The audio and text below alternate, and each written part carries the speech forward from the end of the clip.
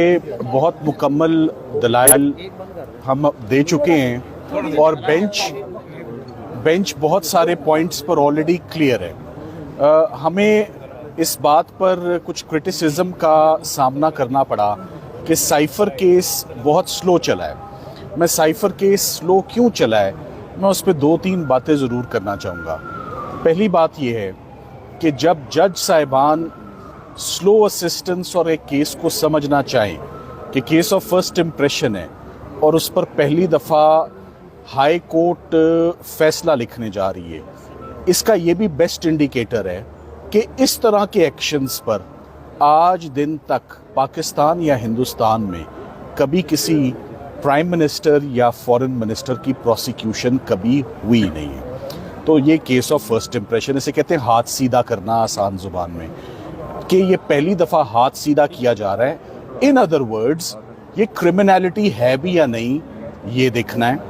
और अभी तक का जितना एविडेंस आपके सामने आया है, आज जज साहिबान ने 2 दफ़ा कह दिया कि इसमें क्रिमिनलिटी कहाँ पर है। आज जज साहिबान ने 2 दफ़ा इकट्ठे कह दिया कि अगर आप एक फौजदारी के मुकदमे में, क्या ये बात दुरुस्त है कि साइफर के मुकम्मल केस में जितनी भी शहादत रिकॉर्ड हुई, साइफर के अंदर क्या लिखा हुआ था वो कोई भी गवाह अदालत में उसने ये बात नहीं बताई। उनका जवाब था ये बात दुरुस्त है। क्या ये भी दुरुस्त है कि साइफर का डॉक्यूमेंट कभी मंजर आम पर नहीं आया? उन्होंने कहा ये भी दुरुस्त है। तो आज जो सरकार अपना सारा केस साबित करना चाह रही थी, बड़े मज़े की बात है जो आपको बताने वाला हूँ। आज सरकार अपना सारा केस एक ऐसी किताब से बताना चाह रही थी जो किताब हमने मांगी तो उन्होंने कहा सीक्रेट है, आपको नहीं मिलेगी। जज साहब ने मांगी तो उन्होंने कहा ये सीक्रेट है, आपको नहीं मिलेगी। आईओ ने मांगी तो उन्होंने कहा सीक्रेट है, आपको नहीं मिलेगी। और तो और सबसे हैरानकुन बात थी, आप सब लोग वहाँ मौजूद थे जब सुप्रीम कोर्ट में हम इमरान खान साहब और शाह महमूद कुरैशी साहब की ज़मानत आर्ग्यू कर रहे थे, तो honourable mister justice Mansoor Ali Shah साहब ने कहा वो किताब तो दिखाएं जिससे सारे रूल्स गवर्न होते। तो सरकार के तीनों वकला ने जो पेश हुए, उन्होंने कहा सॉरी ये किताब हम आपको नहीं दे सकते, जिस पे जज साहिबान बहुत हैरान भी हुए, नाला भी हुए कि हमने ज़िंदगी में कभी ऐसा नहीं सुना कि हम कोई कानून मांगे, कोई इंस्ट्रक्शंस मांगे, कोई गवर्निंग लॉ मांगे और हमें ये कहा जाए कि आप ये नहीं देख सकते।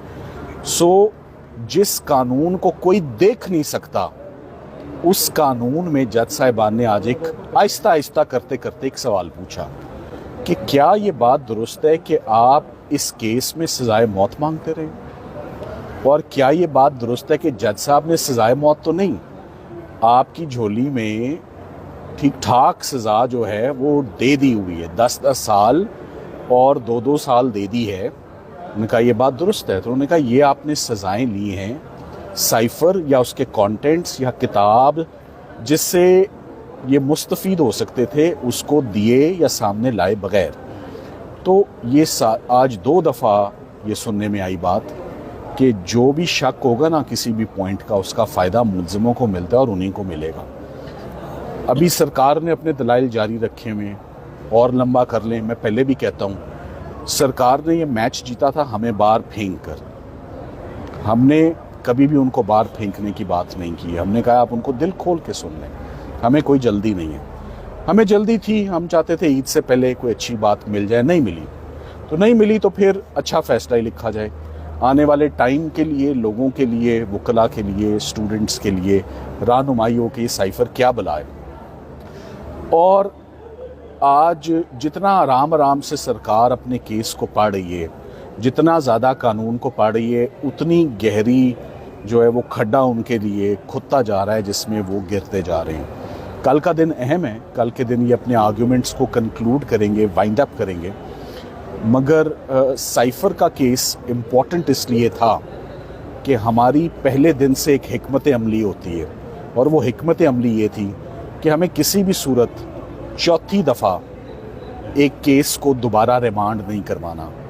मैंने आपको पहले भी एक दफ़ा बोल दिया था, आमद हुई थी, आज फिर बोल देता हूँ। 4 मौके CSS की अटेम्प्ट में भी नहीं मिलते, 4 मौके मियाँ बीवी को भी नहीं मिलते। तो जज अबू असनाद जुल्करनैन साहब को कैसे 4 मौके मिल जाएं कि एक ही केस पे वो चौथी दफ़ा अपना हाथ सीधा करें। और चौथी दफ़ा जो केस में कमियां रह गई हमसे सुन के उन कमियों को पूरा कर लें, फ्लॉज को, डिफेक्ट्स को, शॉर्टकमिंग्स को, लकूनास को, उनको फिलअप कर लें वो। सो जज साहिबान का ये बड़ा दुरुस्त फैसला है कि वो इस केस को मेरिट्स पर डिसाइड करने वाले हैं और ये अब फैसला इसी हफ्ते आपको इंशाल्लाह सुनने में मिलेगा। और साइफर का केस मेरिट्स पर, अभी तक और जितने भी केसेस हैं मेरिट्स पर, ये खान साहब का पहला केस है। तो देख लेते हैं कि इमरान खान साहब ने कौन सा जुर्म किया है, शाह महमूद कुरैशी साहब ने कौन सा जुर्म किया है, बड़ा जुर्म किया है या छोटा किया है। उन्होंने तो सब लगाया है कि कहीं ना कोई दवाई तो लड़े ना। वो जो मैंने कहा था हकीम साहब 4 दवाइयाँ हर किसी को दे देते थे, कामयाब प्रैक्टिस थी। तो किसी ने पूछा कि आपकी कामयाब प्रैक्टिस कैसे है, उन्होंने कहा 4 गोलियां देता हूँ कोई तो लड़ेगी। तो खान साहब को इतनी सज़ाएं उन्होंने सुना दी कि कोई सज़ा तो लड़ेगी, ऐसे नहीं होता। You have to be very categoric, you have to be very specific. ये किसी की लाइफ लिबर्टी की बात है।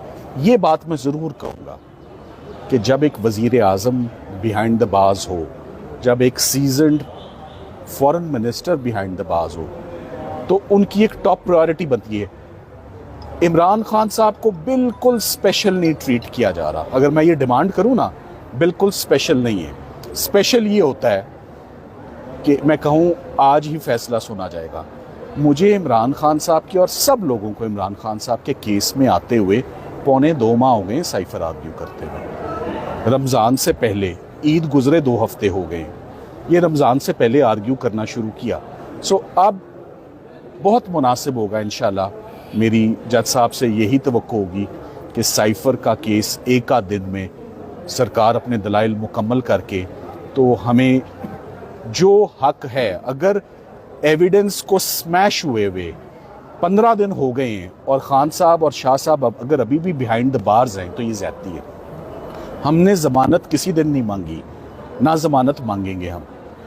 एक स्टिग्मा होता है कन्विक्शन का, तो स्टिग्मा अगर कन्विक्शन का मिला है तो हम चाहते हैं that should be rinsed, that should be washed. And ये इनको दोनों को इन चार्जेस से, एक बात मैं और कहता चलूँ आज, एक शख्स को जब बरी किया जाता है तो 2 बातों पर बरी किया जाता है। एक जुमला बोला जाता है कि शक का फ़ायदा, हमें शक का फ़ायदा नहीं चाहिए। शक के फ़ायदे वाला केस ही नहीं है। ये केस है जहां पर prosecution has totally entirely failed political victimisation का केस है। अंग्रेजी में बताता हूं, बेनिफिट ऑफ डाउट नहीं चाहिए। ये बेनिफिट ऑफ डाउट का केस नहीं है। आज 1-2 दफ़ा मेरे सुनने में आई बात, अगर ये होगा तो शक का फ़ायदा किसको मिलेगा? शक वाली तो बात भी नहीं है, हम तो बहुत दूर हैं शक से। बस यही कहूँगा आज के दिन के लिए। जो किताब सुप्रीम कोर्ट में पेश नहीं करेगी, वो पुरस्कार किताब आज पेश करने की ज़रूरत क्यों पड़ी, आप क्या समझते हैं? जी, आज जब वो किताब फाइनली, और जज साहिबान बहुत, आपने देखा वो परेशान थे उस किताब को लेकर कि हम इसको घर ले जा सकते हैं, हमें इजाज़त है, और अगर ये हमसे गुम हो गई तो क्या ये पर्चा हमारे ऊपर होगा? तो वो सरकार ने कहा कि जी ये किताब आज सलमान साहब को दे दें। मैंने कहा जी जो किताब मुझे इतने दिन नहीं मिली वो मैंने अब लेकर क्या करनी है? इम्तिहान हो गए, जो देखना था वो सब हो गया, तो अब मैं इससे मुस्तफ़ीद नहीं होना चाहता। ये अपनी किताब अपने पास रखें। कोई ऐसा कानून नहीं होता जो किसी को दिखाया ना जा सके, किसी को बताया ना जा सके और सजाए मौत मांगी जाए। आज जज साहिबान कह रहे थे सजाए मौत मांग रहे थे बताए बगैर। बस इतना ही काफ़ी है आज।